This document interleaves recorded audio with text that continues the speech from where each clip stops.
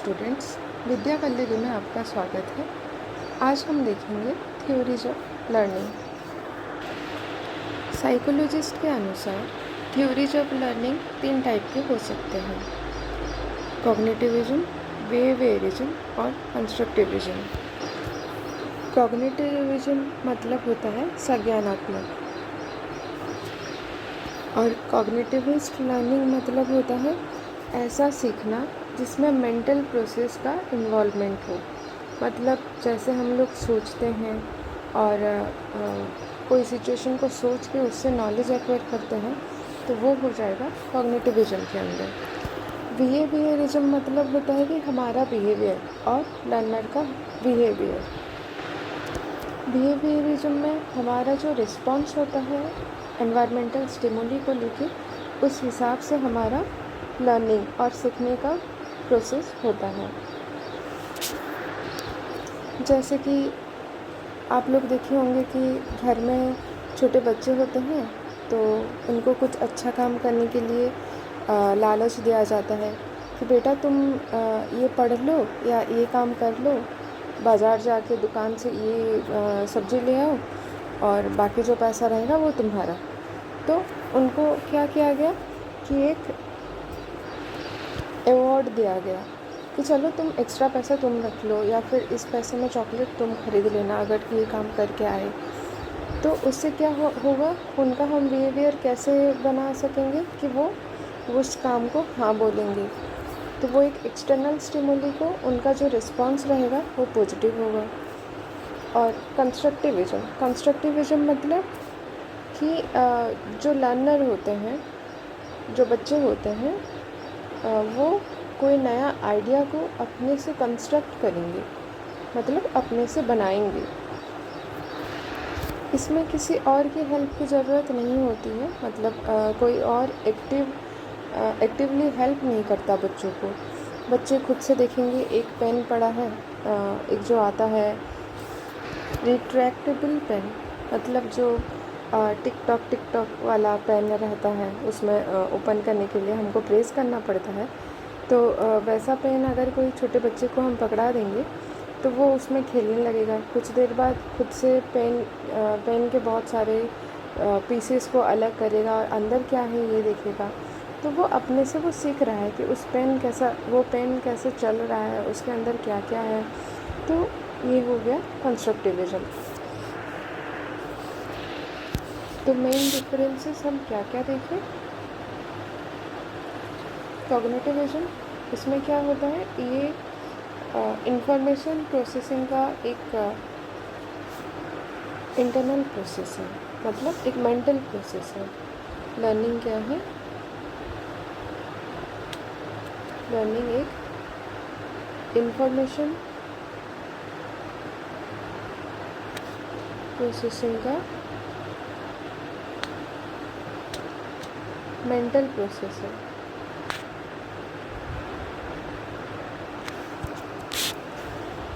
Cognitivism के father कौन है, ये है उल्री नेजर।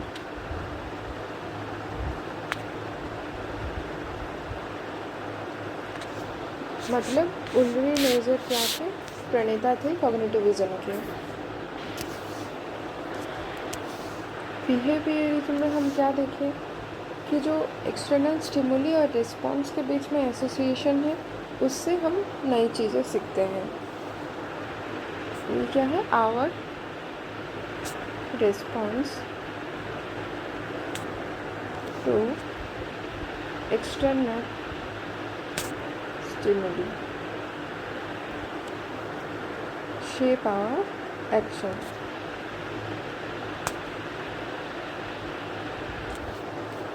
जैसे कोई छोटा बच्चा किसी को गाली दे रहा है, या फिर हाथ ऊपर करके मारने की कोशिश कर रहा है, और तब मम्मी बोल रहे हैं ऐसे बड़े बड़े आंखें करके, डरा के नहीं कि नहीं बेटा ये चीज़ अच्छी बात नहीं होती, बड़ों को नहीं पीटते। तो वो क्या हो गया, एक एक्सटर्नल स्टिमुली का रिस्पॉन्स आया आपके एक्टिविटी को लेके, तो आप फिर बोलोगे नहीं ये तो अच्छी बात नहीं होती है, और फिर वो बच्चा वो चीज़ नहीं करता है। तो इससे वो लर्न करता है। फिर कंस्ट्रक्टिविज्म। इसमें क्या बिलीव किया जाता है कि चाइल्ड और people construct their own knowledge.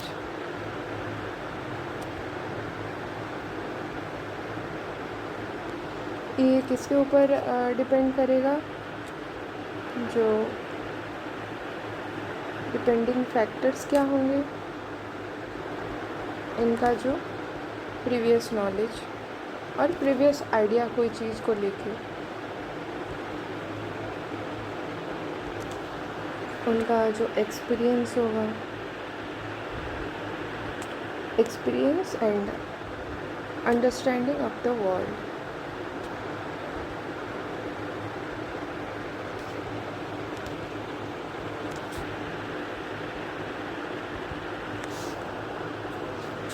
इसमें क्या बोलते हैं, क्या माना जाता है कि एक चाइल्ड जो होता है, एक बच्चा जो होता है, वो अपने ही लर्निंग का एक एक्टिव क्रिएटर होता है। मतलब अपने सीखने का प्रोसीजर उसके खुद के हाथ रहता है, वो खुद से करता है वो चीज़। Child is an active creator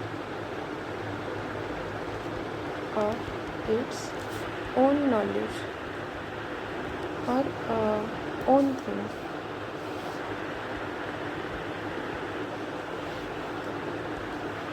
तो इसमें ये जो चाइल्ड का काम क्या हो जाएगा, बच्चे का एक्टिव हो जाएगा।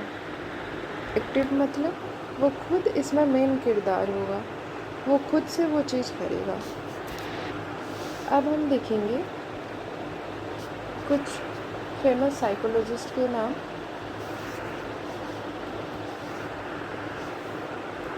जिनके बारे में हम आगे पढ़ेंगे। तो कॉग्निटिविज्म में कौन कौन साइकोलॉजिस्ट हैं, मतलब कौन कौन साइकोलॉजिस्ट अपने थियरी दिए हैं उसमें? पहले हैं जीन पियाजे, फिर है रॉबर्ट गार्डनर और लेव वाइगॉट्स्की।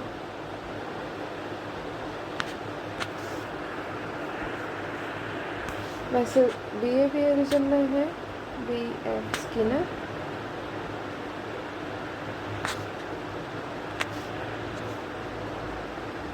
इवन पावलोव,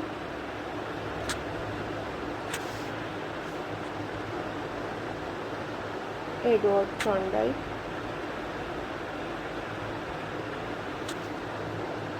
और J.B. Watson.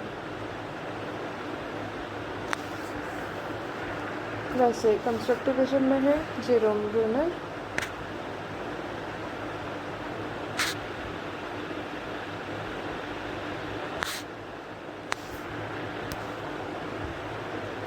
John Dewey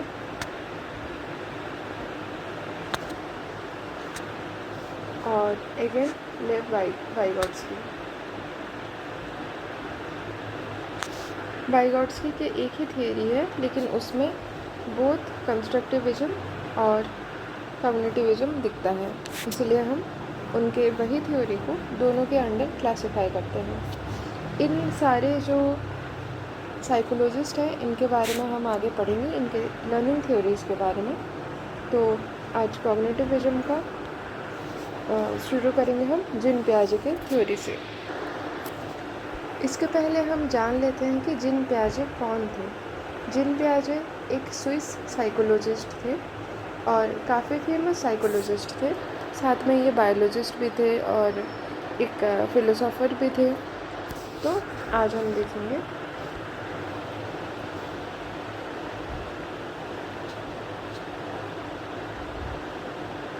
gene Piaget के संज्ञानात्मक विकास के ऊपर।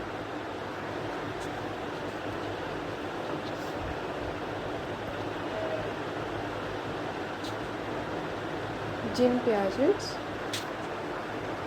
Cognitive development.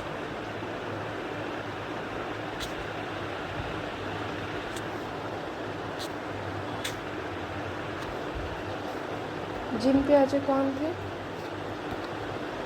एक स्विस साइकोलॉजिस्ट थे जो अपने 40 साल के करियर में बहुत बच्चों के ऊपर स्टडीज़ किए थे और बहुत सारे रिसर्च आर्टिकल्स पब्लिश किए थे। इनके हिसाब से डेवलपमेंट एक डिसकंटिन्यूअस प्रोसेस होता है। डेवलपमेंट अथवा विकास एक डिसकंटिन्यूअस प्रोसेस होता है। मतलब क्या? कंटिन्यूअस प्रोसेस मतलब क्या होता है कि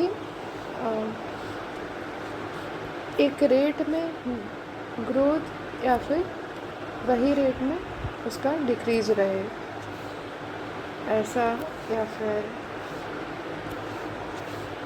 इस तरीके से। और डिसकंटिन्यूअस प्रोसेस मतलब क्या कि बहुत सारे स्टेजेस होंगे, ऐसा होगा।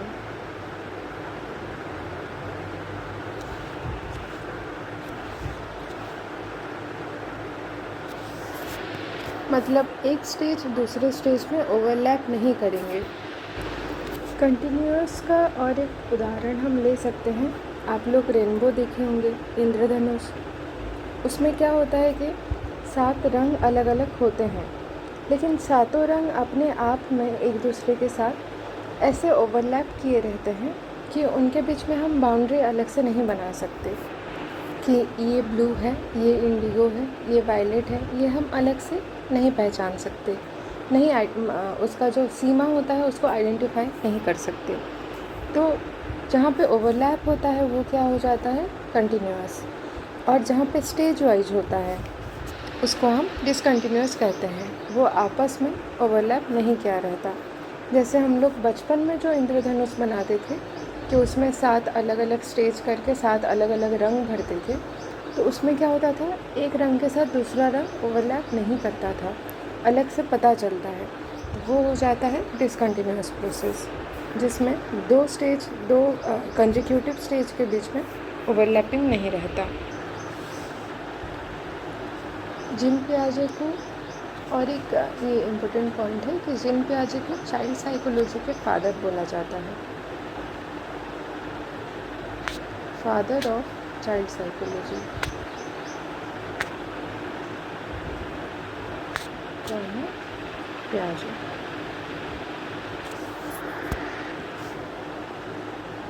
जीन पियाजे के अनुसार और एक इम्पोर्टेंट चीज़ ये था कि मैचुरेशन एक इम्पोर्टेंट प्रोसेस है। मैचुरेशन के पहले कोई कुछ नहीं सीख सकता।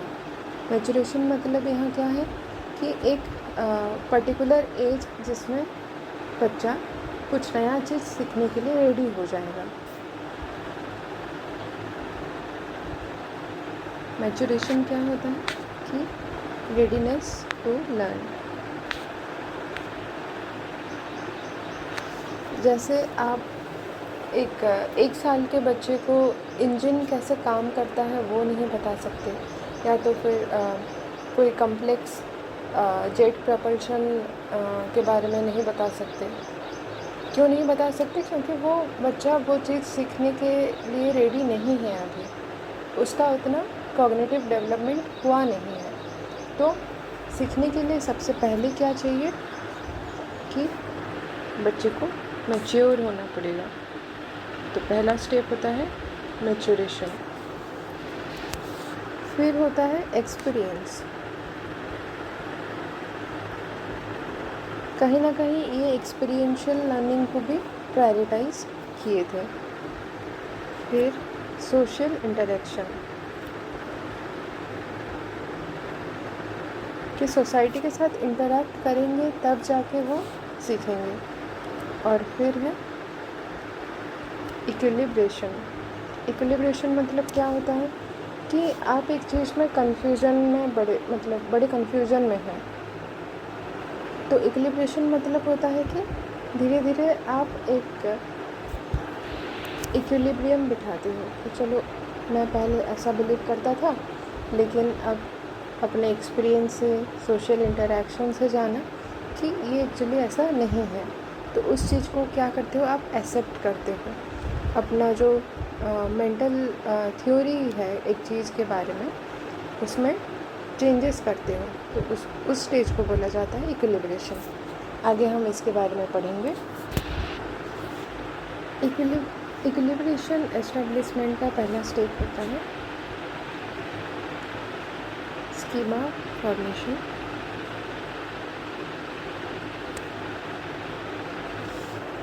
फिर आता है एकोमोडेशन,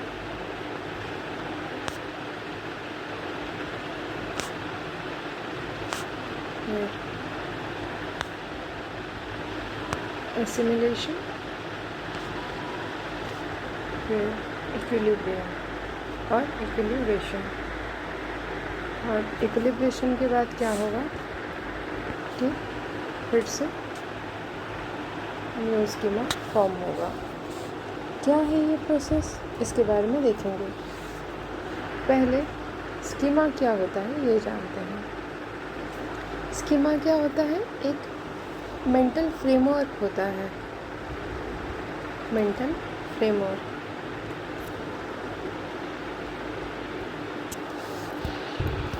मतलब क्या होता है मेंटल फ्रेमवर्क के? मतलब ये कि आप लोग रोटी के बारे में सोचोगे तो क्या सोचोगे कि एक आटे से बना हुआ गोलाकार स्ट्रक्चर जिसको हम खा सकते हैं। तो कभी आप रोटी ऐसा नहीं सोचोगे, जबकि ऐसा रोटी भी बनाया जा सकता है। आप रोटी कैसे सोचोगे कि ये गोल है। अगर पराठे के बारे में सोचें तो पराठा ट्रायंगुलर होता है। कभी पराठे के बारे में सोचोगे तो ये स्ट्रक्चर आता है क्या? नहीं आता है। तो ये होता है आपका मेंटल फ्रेमवर्क कि एक चीज़ के बारे में आप जो सोचे हैं। जैसे अगर आपको बोला गया कि एक ट्रायंगल बनाइए, तो हमेशा आप यही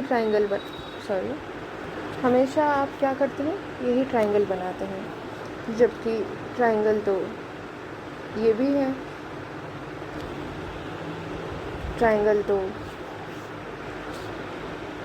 ऐसा भी हो सकता है। लेकिन हमेशा जब भी आपको कोई बोलेगा कि एक ट्रायंगल इमेजिन कीजिए या ये एक ट्रायंगल बनाइए, तो आप इसी ट्रायंगल को बनाते हैं। तो ये होता है आपका मेंटल फ्रेमवर्क अबाउट एक ट्रायंगल। मतलब जो आपका अवधारणा है, जो आप सोचे हैं वो चीज़ कैसा होगा। फिर आता है वर्ड एकोमोडेशन।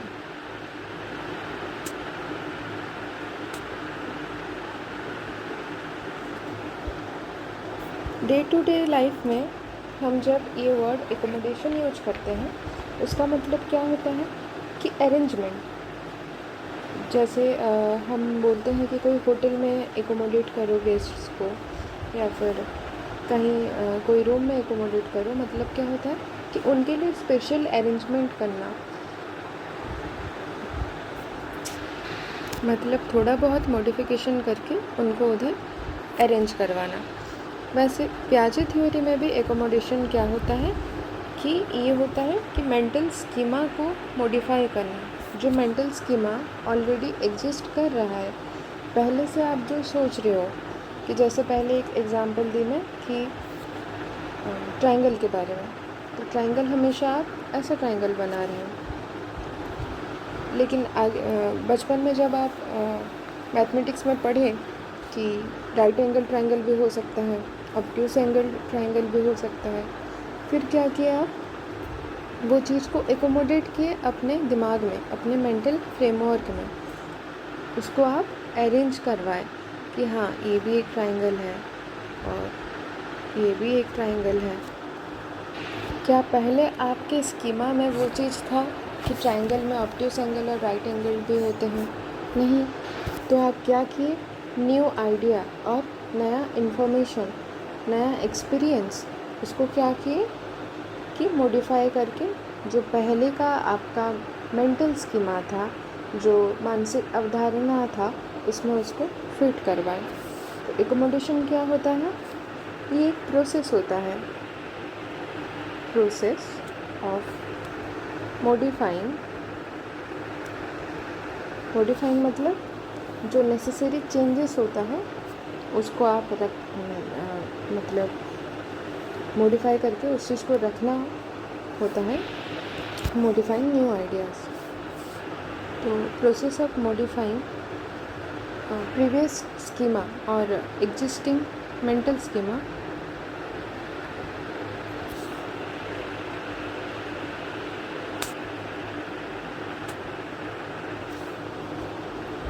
क्यों? in order to incorporate new information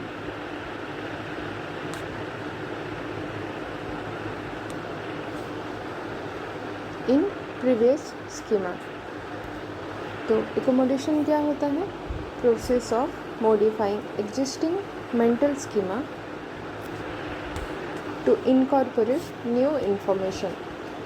जो आपका पहला मानसिक अवधारणा है उसमें आप मॉडिफिकेशन करते हो ताकि उसमें नई चीज़ें, नया इन्फॉर्मेशन या नया एक्सपीरियंस जो है उसको आप इंक्लूड कर सको। फिर आता है next process, assimilation.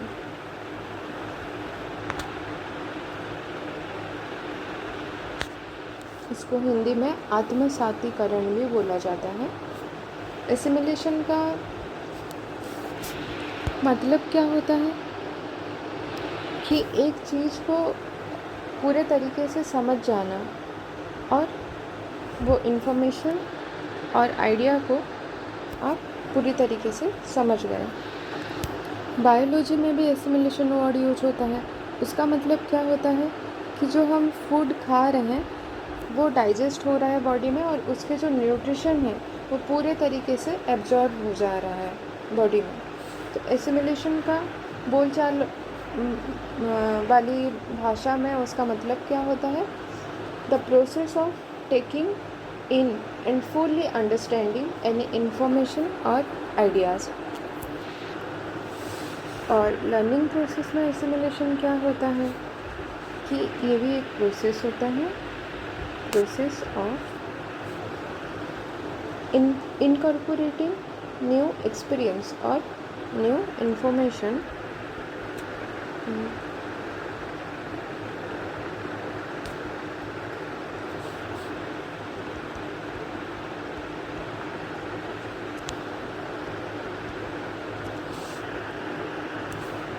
into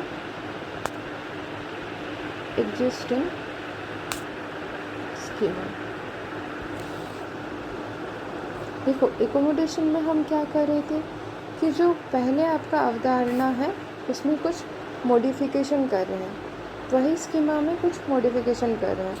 but assimilation में क्या हो रहा है कि उसमें नया इन्फॉर्मेशन ऐड कर रहे हैं। और हाँ, एसिमिलेशन में क्या होगा, एग्जिस्टिंग स्कीमा में हम न्यू इन्फॉर्मेशन ऐड कर रहे हैं, लेकिन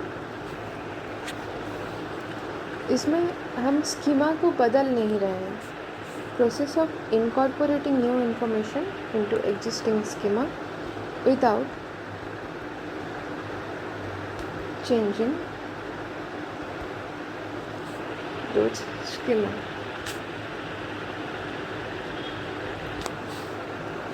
फिर आता है लास्ट स्टेज, इक्विलिब्रेशन।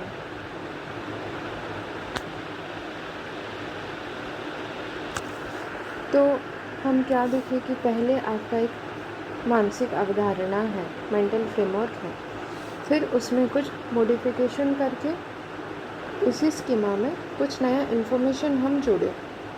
फिर क्या हुआ कि हम कुछ नया इन्फॉर्मेशन इनकॉर्पोरेट किया उसमें। और इक्विलिब्रेशन क्या हुआ कि एक बैलेंस है।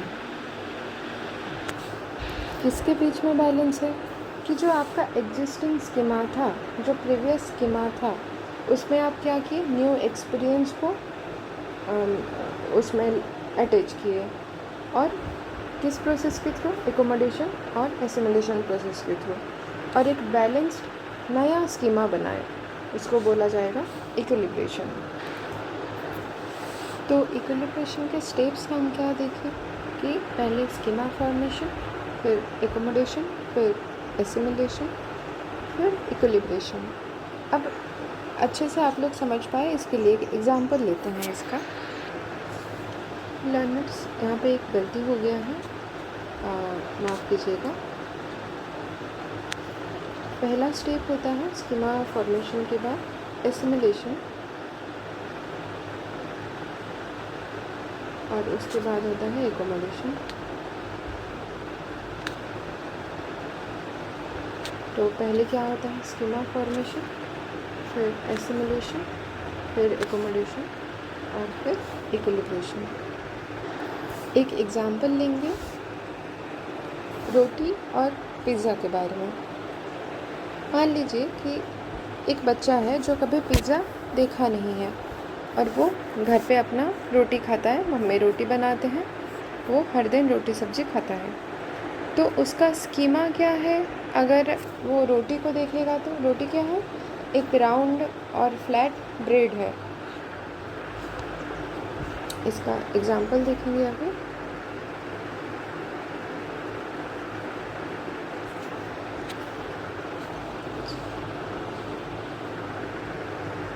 तो बच्चों के लिए रोटी का स्कीमा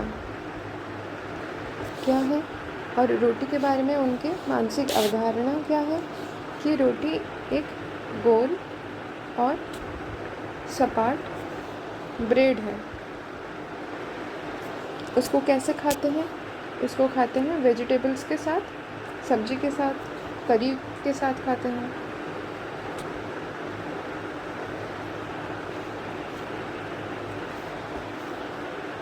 करी के साथ पेयर करके खाते हैं।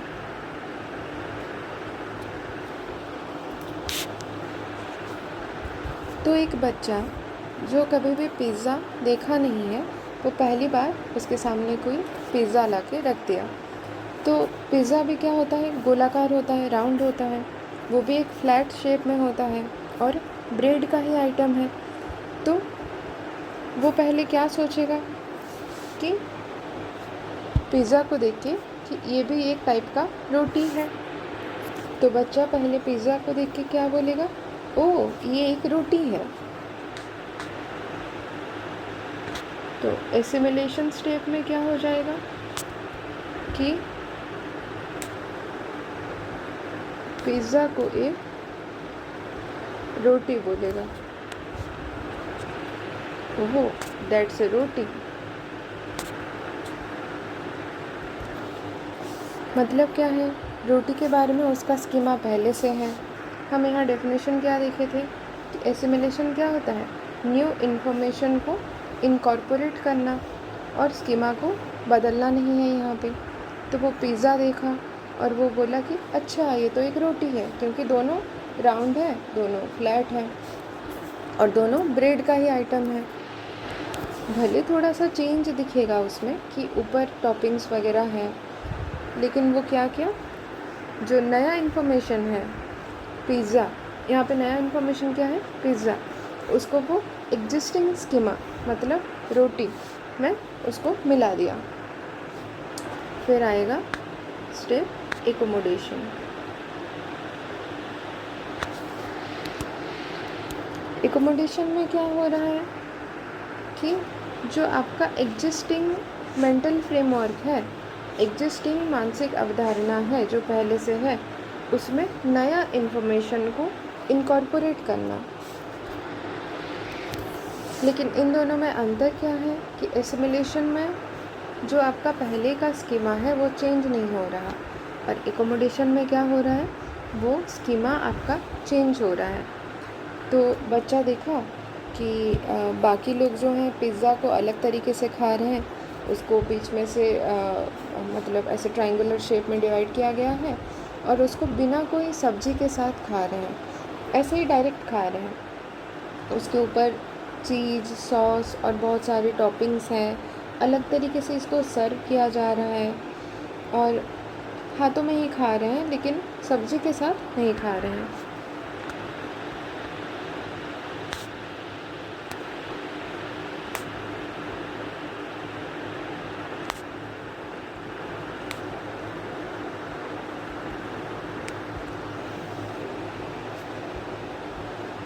तो बच्चा क्या सोचेगा? यहाँ पे बच्चा क्या सोचा था कि ओ वो एक रोटी है। यहाँ पे क्या सोचेगा कि अच्छा ओके ये एक रोटी नहीं है,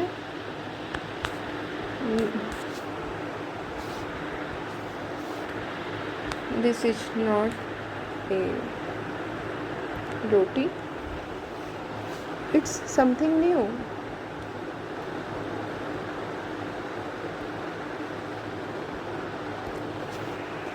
कि अच्छा ये तो रोटी नहीं है, ये कुछ अलग नया चीज़ है, इसको मुझे समझना है।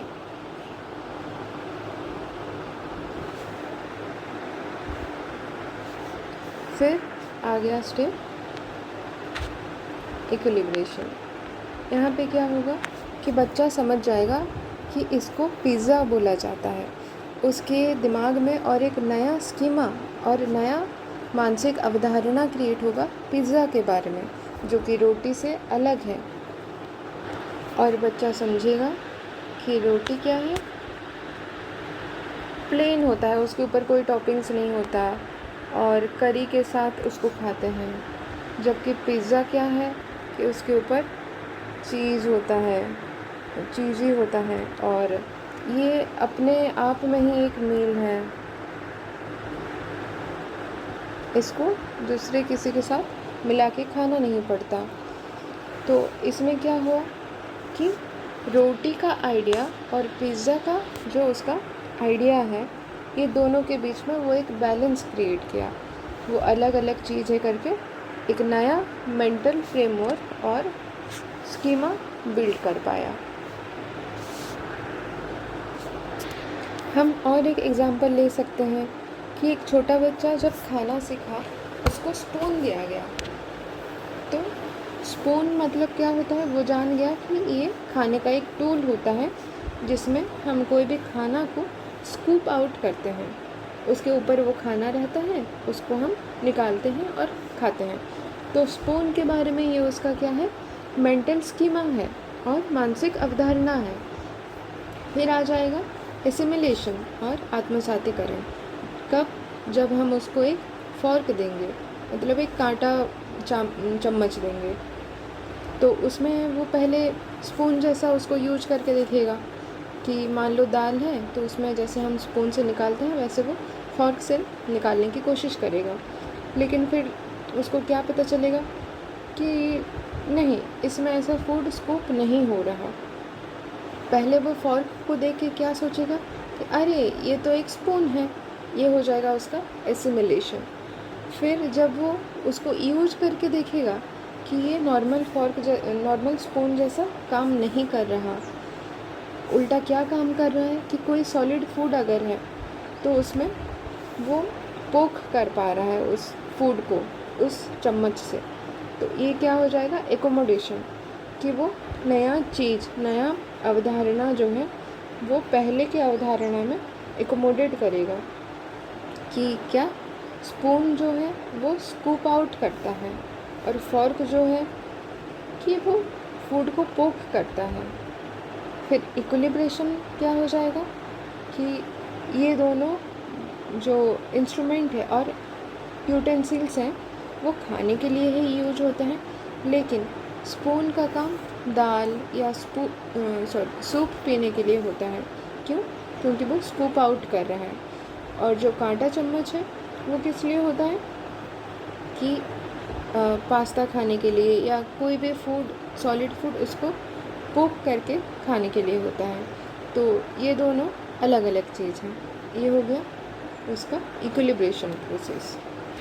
मैं उम्मीद करती हूँ आप सबको ये समझ आया होगा। अब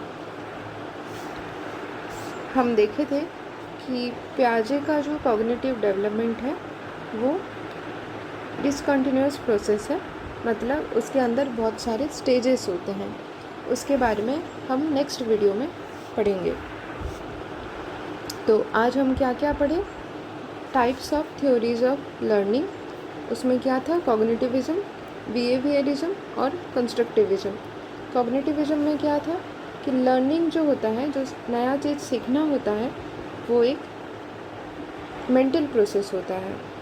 बिहेवियरिज्म में क्या देखें कि हमारा जो रिस्पॉन्स है और हमारा जो बिहेवियर है किसके प्रति, एक्सटर्नल स्टिमुली के प्रति, वो हमारा एक्शन को डिटरमाइन करता है, हमारा लर्निंग को एनहांस करता है और नई चीज़ें हम सीख पाते हैं।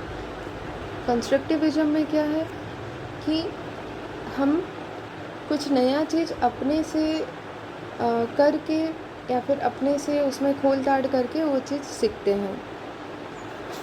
फिर देखें हम जीन पियाजे का कॉग्निटिव डेवलपमेंट थ्योरी, जो कि जीन पियाजे एक स्विस साइकोलॉजिस्ट हैं और फादर ऑफ चाइल्ड साइकोलॉजिस्ट भी। तो वो क्या बोले थे कि एक बच्चे को सीखने के लिए सबसे पहले उसका रेडीनेस ऑफ लर्न होनी चाहिए और वो कुछ नई चीज़ सीखने के लिए रेडी होनी चाहिए, तैयार होनी चाहिए। वो होता है मैचुरेशन एक्सपीरियंस, जो सोशल इंटरेक्शन, इसी के थ्रू वो बैलेंस करता है एक नई लर्निंग को और इक्विलिब्रेशन करता है। और इक्विलिब्रेशन कैसे एस्टेब्लिश होता है? 4 स्टेप से, कि schema formation, assimilation, accommodation, equilibration और अगेन न्यू स्कीमा फॉर्मेशन। हम बाकी स्कीमा, एकोमोडेशन, एसिमिलेशन के बारे में जान गए, उसका एक एग्जाम्पल भी देख लिए। अब नेक्स्ट क्लास में हम देखेंगे कि जीन पियाजे के कॉग्निटिव डेवलपमेंट के स्टेजेस। Thank you.